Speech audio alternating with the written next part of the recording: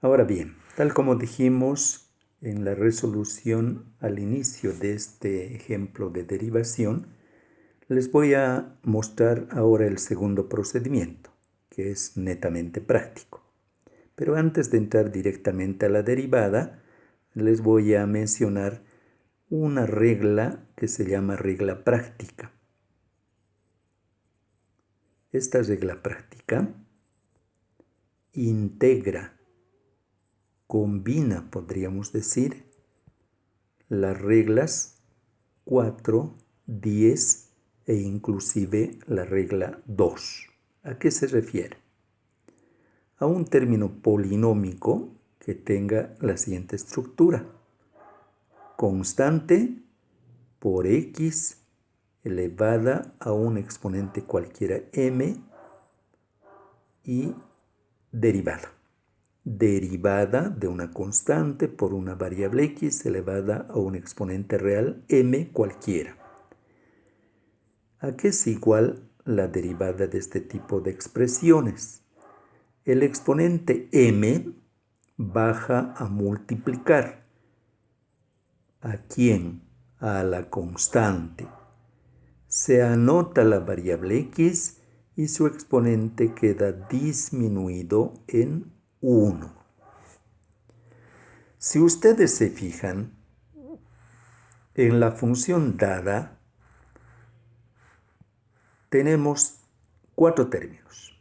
De ellos, a la regla práctica se acomodan 3. Los 3 primeros términos pueden ser resueltos con la regla práctica. ¿Por qué? Porque tenemos, en primer lugar, una constante, 8. La variable x elevada a un exponente m. En el segundo término, 16 es constante y la variable x está elevada a un exponente m. Y el tercer término, aun cuando no se nota con claridad, pero también puede ser resuelta por la regla práctica. 48 es constante y el exponente m aquí es la unidad. Solo el cuarto término no se acomoda a la regla práctica, pero siendo una constante se va a resolver por la regla número 1. A ver, ¿qué intento decirles con esto? En lugar de estar pensando en aplicar la regla 3, que nos dice que cada término se deriva, la regla 4, que las constantes se anotan, etcétera, etcétera, todo el detalle antes mencionado en el primer procedimiento, aplicando la regla práctica podemos ir directamente a anotar su derivada de la siguiente forma. F' de x va a ser igual. Primer término. Concentremos nuestra atención en el primer término. El exponente m es 3. De acuerdo a la regla práctica, m baja a multiplicar. 3 baja a multiplicar. Como hay alguien con quien multiplicar, es 8, la constante, se multiplica. 3 por 8, 24.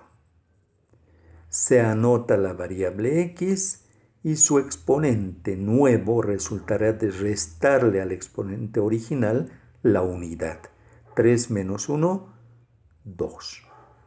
Ahí está la derivada de 8x al cubo, 24x cuadrado. Menos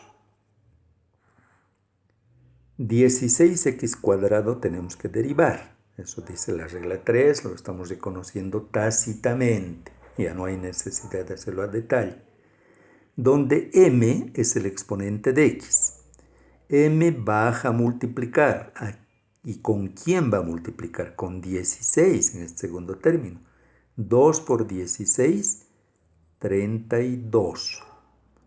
Se anota la variable x y su exponente queda disminuido del original en 1. 2 menos 1, 1, que ya no se anota. Tercer término. 48 es constante. Dirán, pero ¿y m cuánto vale? Es 1. Entonces m baja a multiplicar 1 por 48, 48. Se anota la variable x y su nuevo exponente, ¿cuánto será? El original era 1. Le restamos 1, 1 menos 1, 0. Cuarto término, derivada de constante. ¿Cuánto es la derivada de una constante? Regla número 1 es 0. El 0 ya no se anota. Ahí está la derivada, en forma práctica. ¿Qué más puedo hacer? Ya reordenar para expresar el resultado final.